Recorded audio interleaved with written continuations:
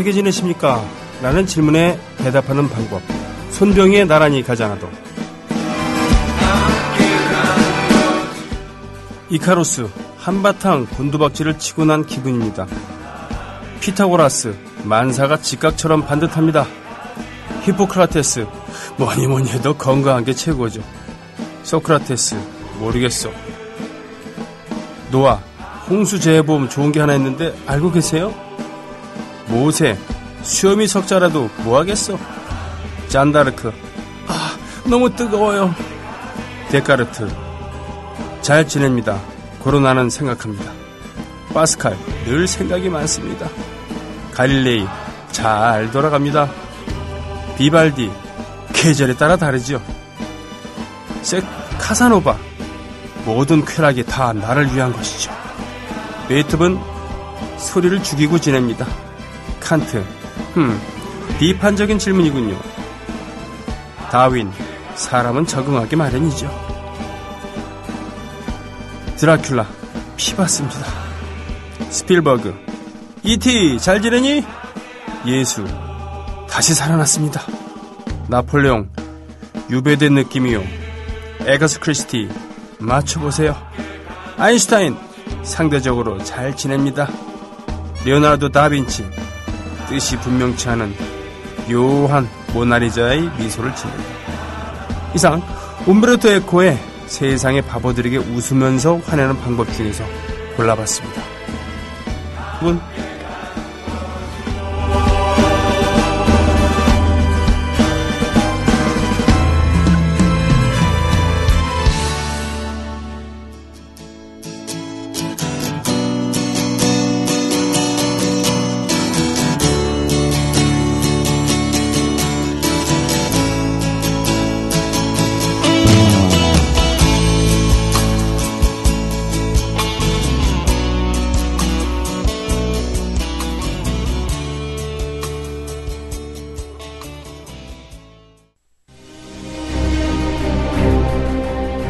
(1974년 10월 24일) 자유언론 실천을 선언했던 동아 자유언론 수호투쟁위원회가 39년 만에 돌아옵니다.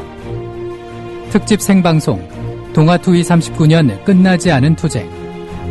10월 24일 정오부터 4시간 동안 영원한 자유언론인들을 국민TV 라디오에서 만나실 수 있습니다. 동아방송 앵커와 기자들이 전하는 정오 뉴스와 동아투이 다큐멘터리, 드라마, 오늘의 언론을 진단하는 좌담회를 통해 살아있는 동아 자유언론의 정통성을 확인하는 시간이 될 것입니다. 여기 우리의 뜨거운 심장을 모아 동아투이와 국민TV가 자유언론을 실천하는 역사적인 순간을 함께 하시기 바랍니다.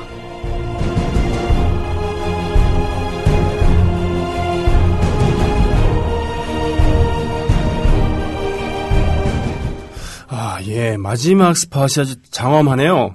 목요일 24일 날 특집 방송 한다는 얘기군요. 정오부터 3시까지면은 4시까지 저 그날 방송 안 해도 된다는 그런 얘기군요. 마치 유급 휴가를 얻은 듯한 그런 직장인의 느낌이 아닐까 싶습니다. 갑자기. 네. 지금 뭐 회사에 다른 일 있으니까 잠시 쉬었다 오지 그래. 가깝게서 오신대. 그러니까 안 보이는 게 상책이야. 나가 있으라고. 뭐 이런 느낌. 네. 애국시민 여러분, 해외 동포 여러분, 그리고 동네 주민 여러분 안녕하십니까? 저는 여러분의 조합원 DJ 노래꾼 손병휘입니다. 이 정승조 아나운서의 목소리 스팟을 들으니까 이게 그 서울 사람의 옛날 말투구나라는 이런 느낌도 좀 듭니다. 예, 뭐냐고요? 예를 들면은 지금 영등포라고 발음을 하잖아요. 근데 영등포를 예전에 서울 사람들은 이응등포도 아니고 영등포도 아닌 그 중간 영등포 이런 식으로 발음을 했더라고요. 예. 그리고 그 장음과 단음의 이런 뭡니까? 그것도 확실하고. 그러니까 정시도 있잖아요. 나라 정시와 삐죽한 정시 있잖아요. 그 고물의 정이라 그러나 이게 다르대요. 한쪽은 정이고 한쪽은 증이래요. 그런데 요즘에는 그런 발음을 신경 써서 하질 않잖아요. 그죠? 그러니까 특히 이제 장음과 단음 이런 거. 요즘에는 거의 모두 단음으로 발음하지 않을까 싶습니다. 다들 바쁘게 지내다 보니까. 근데 정승주 아나운서의 스팟에서 잠깐 그런 흔적을 느끼고 있는 것은 저만 그런 건가요? 네. 예, 첫 곡으로 들었던 Four Non Blonds의 What's Up. 예, 도대체 웬일이니? 어떻게 지내시냐는 말에 옛날 위인들은 어떻게 대답을 했을까라고 하는 그런 걸 가지고 시작을 했습니다. 뭐 그 외에도 빠진 게 많은데 좀 너무 뭐라 그러나 일반적이지 않아 갖고요. 예를 들면 플라톤은 이상적으로 살고 있습니다. 디오그네스는 뭐 개처럼 살고 있죠. 네. 왜냐하면 플라톤은 이상 국가를 설파했었고 철학자들이 나라를 다스려야 된다고 하는, 디오게네스는 뭡니까? 뭐 저 술통 속에서 살았다고 합니다만 이 견유학파라고 하는 그런 학파의 사람이었으니까요.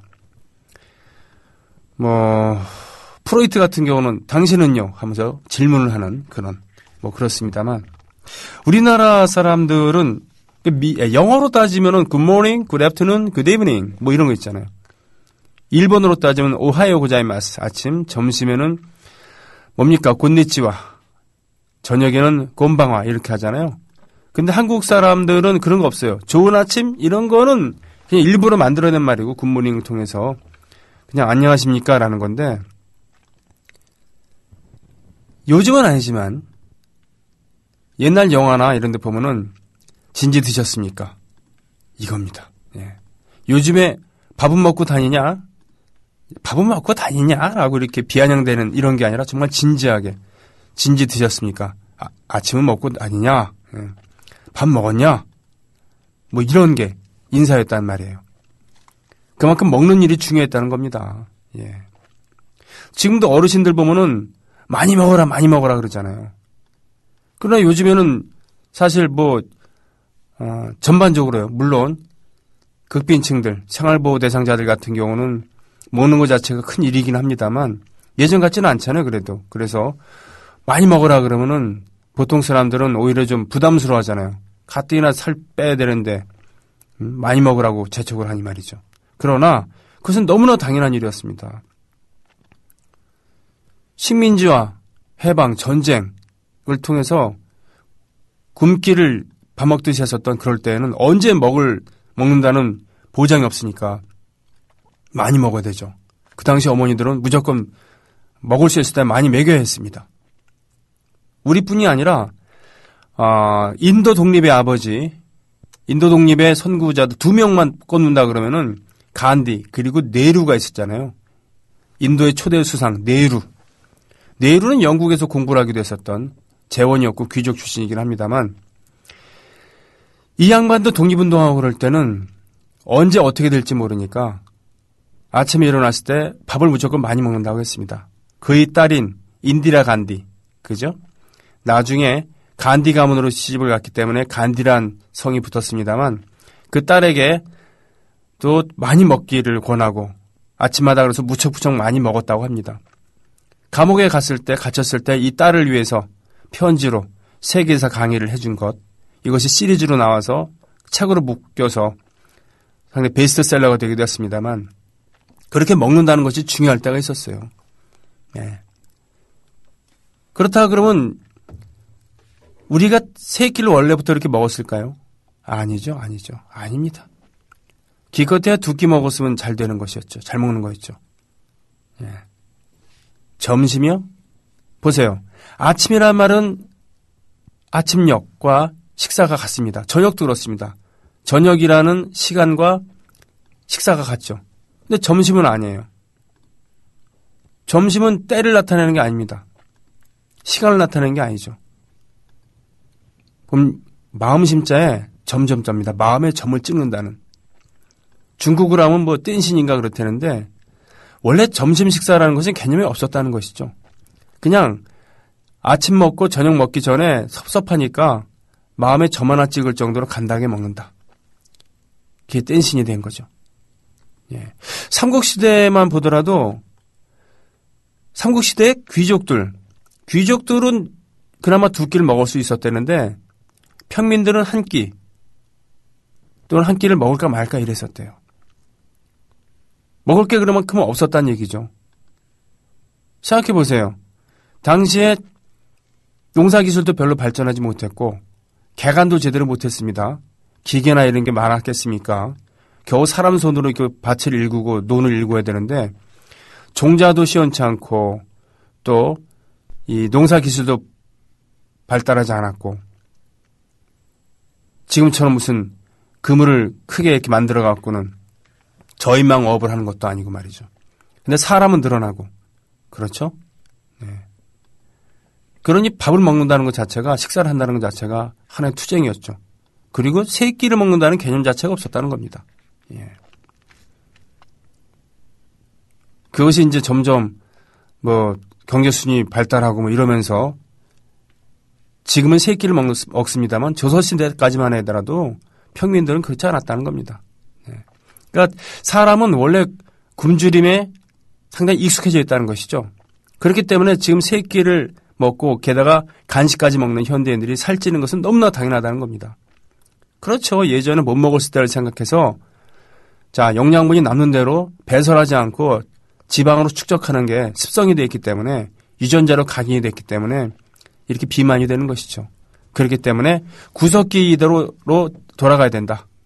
예, 구석기 시대처럼 아주 거친 곡물, 정제되지 않은 그런 곡물과 그리고 덜 손질된 그런 음식들 먹어야 되고 그렇게 육류를 많이 먹을 게 아니라 적당하게 육류는 먹고 말이죠. 많이 먹지 말고 이래야 된다는. 예. 심지어는 몰아서 먹어야 된다라고 하는 간헐적 단식이라는 얘기도 있죠.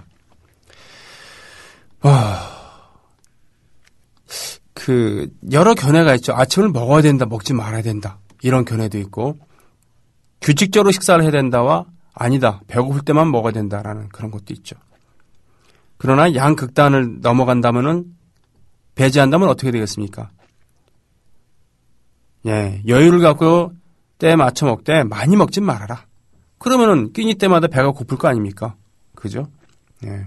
그러면 뭐 적게 먹고 때에 맞춰 먹으면은 배 꼬르륵 날 때까지 기다렸다가 그렇죠? 그 시간 되면은 배가 고플 테니까 조금만 먹으면 그렇게 살면 되는 거 아닐까 이런 생각을 하게 되는 그렇습니다. 오늘은 10월 21일 2013년 국민TV 미디어 협동조합 국민TV가 제공하는 손병휘의 나란히 가지 않았답니다. 와, 이 시간에 세 분이나 오셨어요. 한 분입니까? 한 분 가입하셨군요. 주소 없고 아직 출자금은 없습니다만 포토캠피님? 네. 그렇습니다. 예비조합원이시군요. 예, 반갑습니다. 다이어 스트레이츠 마크 노플러라고 하는 이 기타리스트는요. 전자기타를 치는데도 피크를 쓰지 않고 손톱으로 칩니다. 그래서 상당히 섬세한 기타 워크를 보여주죠.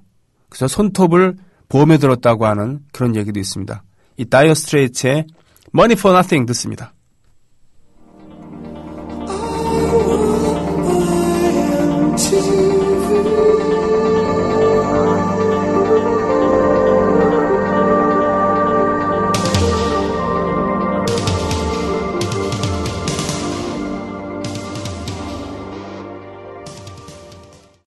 네, 고은님, 다이어 스트레이트, Money for Nothing 들으셨죠? 네.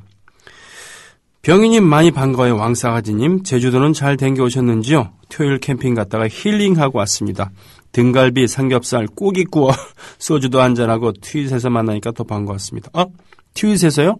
트윗에서 뭡니까? 왕싸가지란 이름으로 활동을 하고 계신가요? 궁금하네. 저랑 특친이란 얘기인가요? 감기 기운이 있는 것 같은데 건강 챙기면서 방송하세요. 예, 사실은 제주도 갔다 오면서 제가 건조한 거, 바람 이런 거에 좀 민감합니다. 코가 말이죠. 네. 그때 같이 가셨던 분은 아시겠지만 가판에 선상에서 콘서트를 하는데 거기 매연이 좀 심했거든요. 그리고 바닷바람이 있고 그래서 다른 데는 괜찮은데 코가 막혀갖고 주말 동안에 조금 긴장을 했습니다. 어저께 아사라에서 공연도 하고 그러느라고 컨디션을 망치면 안 되잖아요. 그래서 금요일 날 저녁에 저는 비행기 타고 서울 오고요. 토요일 날 일정을 위해서 토요일에 일정도 되도록이면 일찍 끝내고 집에 왔습니다. 그래서 많이 자려고 했고 어제도 아산 공연 끝나고 몇 가지 유혹이 있었습니다만 과감하게 집에 돌아가서 조신하게 잠을 잤죠. 아침에 일어나니까 좀 나았습니다. 마스크를 하고 코의 수분을 하기 위해서 보존하기 위해서 그리고 방바닥에 큰 수건 목욕 타월 깔아갖고 물 뿌려놓고 잤거든요. 좀 나았습니다. 네, 왕싸가지님 트윗 하시나? 네. 같이가자님 제주도 다녀오셨더군요. 페이스북에서 사진 잘 봤습니다. 오늘도 변함없이 출석 반갑습니다. 소잡사님 오프닝도 멋지고 음악도 좋고 이래저래 기분은 왔다리 갔다리 하지만 이만하면 월요일 정오도 나쁘지 않네요. 야 한소리님 손쌤 선물 그렇군요. 팟캐스트 7위 예. 지난 주말에 10위를 잠깐 한 적이 있었는데 오히려 월요일에 일요일에서 월요일 지나면서 순위가 떨어졌었거든요. 지난주에는. 근데 오히려 올랐네요. 예, 참 계속 순위 떨어지는 것보다 훨씬 기쁜 일이죠. 예, 열심히 하겠습니다. 다만 이거에 너무 연연해하지 않으려고요. 이런 순위에 연연하는 순간 뭔가 좀 선정적인 방송을 더 하려고 노력을 하게 되고 또 게스트도 좀 예를 들면은 무시무시한 분들, 화제가 될 만한 분들은 어떻게 안 될까라고 섭외를 하는데도 무리를 하게 되고 뭐 그럴 수가 있습니다. 그것은 단기전이라고 할 수 있겠죠. 그러나 제 방송은 장기전이기 때문에 지금 페이스로 묵묵하게 뚜벅뚜벅 가는 걸로 하겠습니다. 네, 고맙습니다. 졸리님 시작하자마자 먼저 강정마을 사진들이 줄을 잇다고요?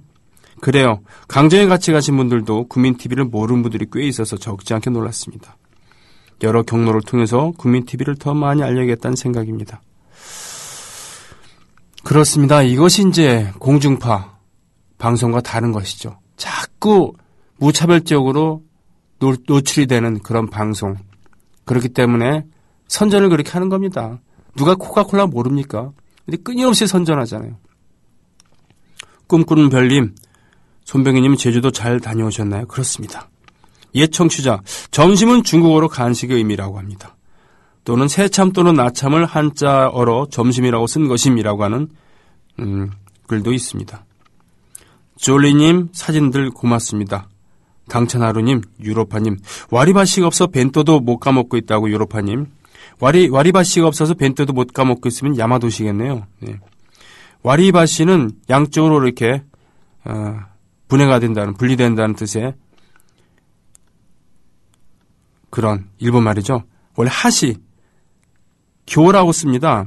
무슨 잠실 대교할 때 교자, 그걸 하시라고 읽죠. 근데 앞에 와리가 붙으면은 바시라고 읽습니다. 땀나도록 다운받으시겠다고요. 고맙습니다. 졸리님, 저의 열창이라고 하면 손병희님의 병희님의 열창이라고, 병희쌤의 열창이라고 오셨는데, 야, 이럴 줄 알았으면 바지를 좀 축구해 볼 것. 예? 이거 보세요. 바지가 말이에요. 주름이 가갖고는 자세가 안 나오네. 정승주 아나운서. 예. 문신부님의 활짝 웃는 야윈 얼굴 찍어주셨어요. 가트님, 들국한 노래 왜 안 나오나 했죠. 지금 들으셨던 곡은요, 다이어 스트레이츠의 음악을 이어서 들은 그런 노래는요, 다시 이제부터라고 하는, 원래는 외국 곡인데 전인권 씨가 가사를 붙여갖고 부른 노래입니다. 전인권 씨는 그런 걸 즐겨 했어요. 기나루 지나고 언덕 저편에, 이것도 원래는 외국 곡이죠. 가사를 새로 붙였습니다. 전인권 씨 스타일로 새롭게 만든 그런 노래였죠. 근데 말이죠, 지금 들으셨던 다시 이제부터, 유심히 음악을 들으신 분들은 아시겠지만 중간에 필인 한다고 하죠. 퉁퉁 하면서 묵직한 드럼이 나오거든요. 이 드럼 친 분이 바로 어제 돌아가신 주찬권 씨입니다. 주찬권.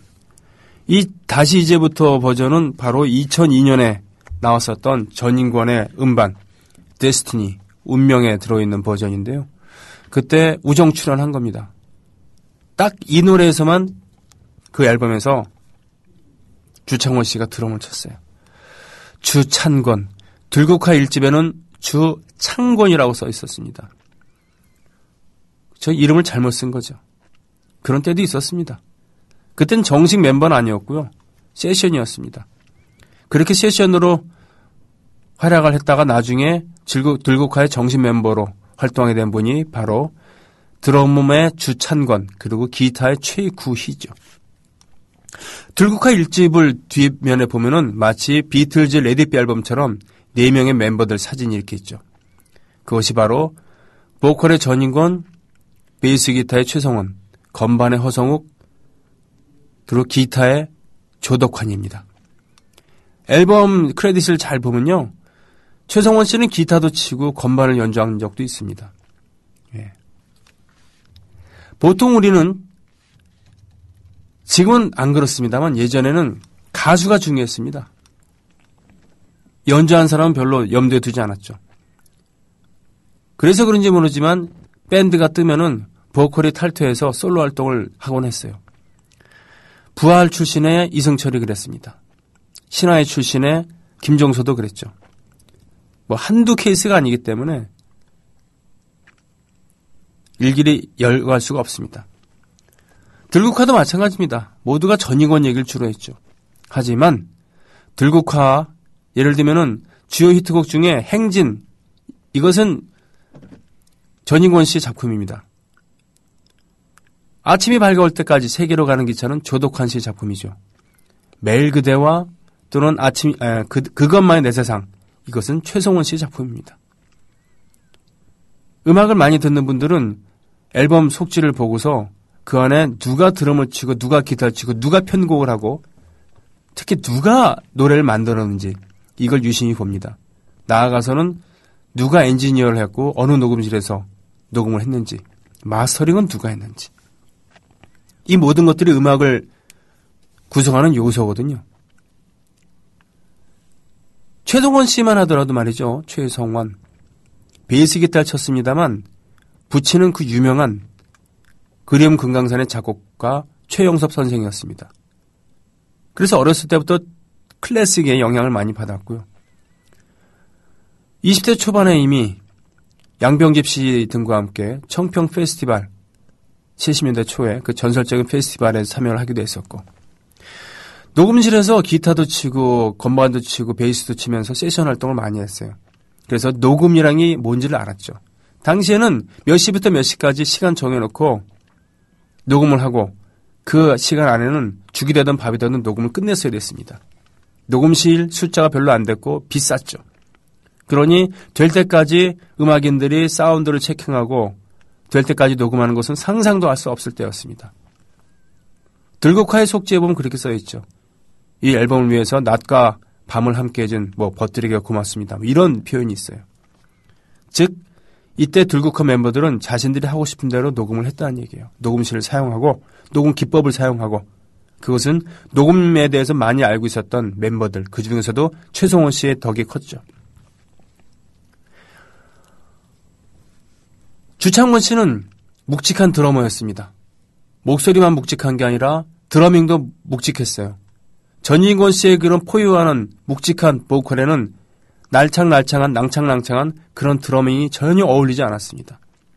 즉 주창권 씨는 팀 플레이를 했었다는 것이죠. 조덕환 씨가 만들고 부른 세계로 가는 기차에서의 드럼은 경쾌하고 날렵합니다. 그것도 주창권 씨의 드러밍입니다. 팀 플레이를 한 거죠. 이 집에는 바로 주창권 씨의 작품도 있습니다. 주창권 씨가 작사 작곡하고 노래도 했죠. 중간에 어눌하게 나오는 어디에나 소리 없이 이게 주창권 씨 목소리입니다. 자, 때 아닌 주창권 씨 특집을 하고 있습니다. 또다시 크리스마스 들국화 2집 중에서 듣습니다.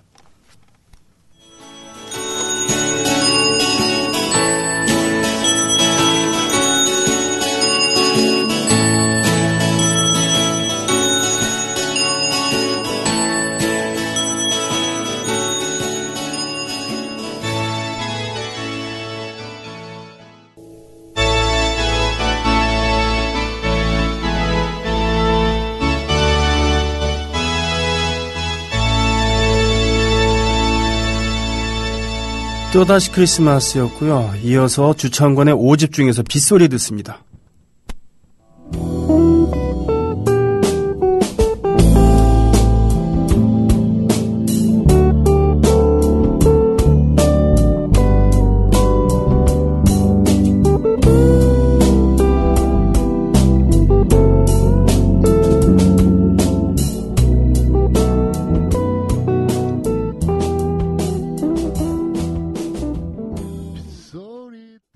네, 수정합니다. 주찬권 씨의 6집 빗소리였습니다.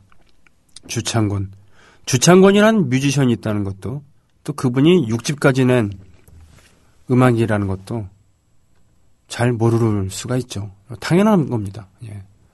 그걸 모르는 것이 부끄럽거나 그런 게 절대로 아니죠. 왜? 그만큼 안 알려졌으니까요. 들국화란 이름은 많이들 압니다. 들국화를 생전 본 적도 없는 분들도, 심지어 전인관의 노래를 잘 모르는 사람도 들국화라는 이름은 들어봤겠죠. 뭐 이러저런 스캔들에 연루되기도 했었으니까요, 전인권 씨가. 하지만 몇 년 전에 평론가 기자들이 모여서, 음악 관계자들이 모여서 대한민국 역사상 100대 명반을 뽑는 프로젝트가 있었거든요. 그때 1위를 차지했던 게 바로 들국화 1집이었습니다. 1985년도에 나왔었죠. 그것만으로도 모든 게 설명이 되는 위대한 밴드였죠. 예전의 밴드들은, 락밴드들은 아까도 말씀드렸습니다만 보컬만 막 집중해서 열광을 해주고 알아주고 뭐 이래서 참 다른 멤버들 같은 경우는 이게 뭐냐라는 이런 느낌을 받을 수도 있었던 겁니다. 부활을 실질적으로 이끌었던 것은 김태원 씨였죠. 네. 김태원의 밴드였습니다. 사실은 외국의 여러 밴드들 말입니다. 비틀즈만 하더라도 비틀즈는 존 레논과 폴 맥카트니가 주도적으로 이끌었지만 다른 멤버들 역량도 만만치 않았고 다른 멤버들 모두들 인기 있었습니다. 그것은 마케팅이기도 했었고요. 4명을 모두 개성 있는 사람으로 이렇게 포장을 해갖고 마케팅을 한 부분이 있었죠. 레드 제플린은 보컬인 로버트 플랜트, 기타인 지미 페이지뿐 아니라 드럼의 존 보넴, 그리고 뛰어난 프로듀서였던 존 폴 존스까지 한덩어리가 돼서 움직였죠. 디퍼플도 마찬가지입니다. 기타 치는 리치 블랙모어뿐 아니라 보컬의 이안 길리언, 드럼의 이안 페이스, 그리고 건반의 존 로드, 이런 쟁쟁한 인물들. 들국화도 마찬가지예요. 다들 모두 한 가락씩 하는 그런 분들이었는데 지나치게 한두 사람에게만 포커스가 맞춰져 있었죠. 요즘은 그런 게 좀 덜하죠. 밴드에 대한, 밴드 음악에 대한 인식 강해졌습니다. 밴드 음악이란 것은 어느 한 사람이 이끌어 간다고 되는 게 아니라 그야말로 한 묶음이 돼갖고 서로 영혼을 교감하고 음악을 나누지 않으면은 절대로 좋은 음악이 나오지는 않습니다. 네. 그러니까 예전처럼 말이죠. 무슨 신중현과 뮤직파워 이런 게 아니라 이치현과 번님들 이런 게 아니라 그냥 번님들인 것이죠. 브로콜리 너마저인 것이죠. 번님들도 원래 그냥 번님들이었는데 나중에 이치현이라는 이름을 전면에 내세워서 이치현과 번님들이었습니다. 김준기 씨가 있었을 때는 그냥 번님들이었습니다. 김준기 씨가 거기 탈퇴하게 되면서 김준기 씨는 김종환인가요? 누구지 그거? 정말이야 그냥 걸었어 이 노래를 프로듀싱하면서 자신의 음악색을 펼칩니다만 아무튼 그래요. 주찬권이라는 이름 들국화의 전현직 멤버들 중에 자신의 이름으로 6집까지 낸 유일한 음악인이 주찬권입니다. 최성원 씨는 나중에 솔로 활동을 하고 프로듀서로 활동하면서 뭡니까? 패니까 같은 그런 밴드의 그런 산파역을 하기도 했어요. 그래요. 허성욱 씨는 전인권 씨와 더불어서 둘이서 활동하다가 마약 때문에 고생을 했습니다만 신앙의 힘으로 극복을 하고 캐나다 선교 여행 중에 교통사고로 정말 아깝게 돌아가셨습니다. 조덕환 씨는 1집을 내고서 미국으로 가서 오랫동안 활동하다가 재작년인가요? 오랜만에 음반을 내서 꽤 좋은 평단의 평가를 받았습니다. 최구희 씨는 정말 뛰어난 기타리스트인데 이분은 도인이 돼서 도 닦는 이런 분이 되어서 지금 잘 보이질 않습니다. 비아냥되는 게 아니라 이분에게는 그런 도인의 기질이, 장인의 기질이 정말 있었어요. 정말 뛰어난 기타리스트였습니다. 그러나 그 길을 갔죠. 그래서 어떻게 살고 계시는지 전 잘 모릅니다. 주찬권 씨는요, 그 명성과 그 드럼 실력으로는 어딜 가서든 객원 드럼으로 활약을 하거나 밴드를 따로 만들어서 활동을 했으면 훨씬 돈을 많이 벌었을 거다라고 전인권 씨는 이 얘기를 했습니다. 그러나 그러지 않았죠. 들국화를 떠나서는 객원 드럼을 치지 않았습니다. 오직 자기 자신의 음악만 갈고 닦았습니다. 드럼뿐 아니라 기타와 베이스, 건반까지 치면서 혼자 다 연주를 해갖고 곡도 쓰고 편곡도 하고 음반을 내기도 했습니다. 그러니 부와 명성으로 따진다면은 불운했던 삶을 사신 것이죠. 그러나 한 사람의 예술가로서는 정말 고개를 숙일 수밖에 없는, 다른 모든 들국화의 멤버들 모두 그러지 않을까 싶습니다. 이것은 선수들끼리의 그런 룰이죠. 선수들끼리 느낄 수 있는 그런, 내가 졌다. 명성은, 돈과 권력은 다른 분들이 더 갖고 있을지 모르지만 음악인으로서 저렇게 굴하지 않고 음악을 끝까지 했었던 그런 걸로 따진다면은 소위 말하는 네가 갑이다 이거죠. 30대 초중반의 나이에 서로 음악적 견해가 됐든 아니면 성격이 됐든 뭐가 됐든 돈 문제가 됐든 다투고서는 들국화가 해산한 다음에 98년도에 잠시 재결합을 했었습니다만 잘 안 됐죠. 그러다가 비로소 몇 년 전에 정말로 이제는 새 음반도 내고,